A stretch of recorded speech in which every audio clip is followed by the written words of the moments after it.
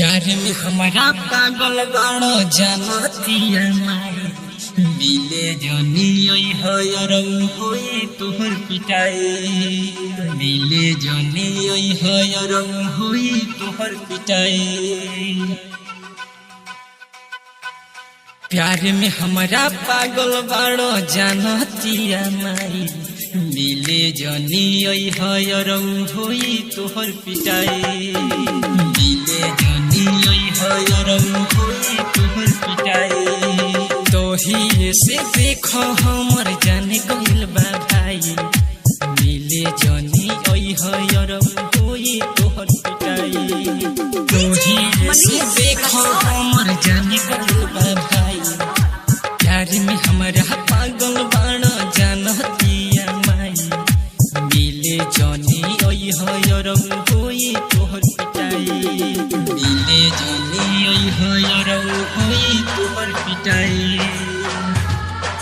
Bittu DJ मलाही बाजार मंदिर के पीछे डीजे मनीष रक्सौल होई तोहर पिटाई।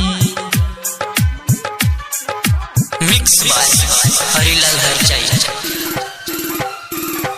मिले जनी रंग होई तोहर पिटाई। रोज रोज पुनवा से कर ली बात हो कबहू न हमसे रहू करी मुलाकात हो। रोज रोज पुनवा से कर ली बात हो कबहू न हमसे रहू करी मुलाकात हो।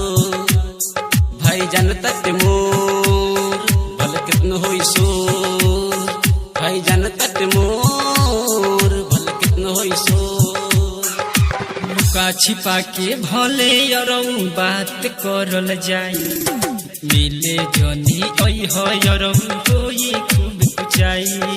प्यार में हमारा पागल बाड़ा जानतिया माई मिले जनी रंग होई खूब कुचाई मिले जनी रंग बिट्टू डीजे मलाही बाजार मंदिर के पीछे मिक्स बाय हरिलाल हरचाई मनीष रक्सौल होई तोहर पिटाई। मिक्स बाय हरिलाल हरचाई मिले जनी रंग होई तोहर पिटाई।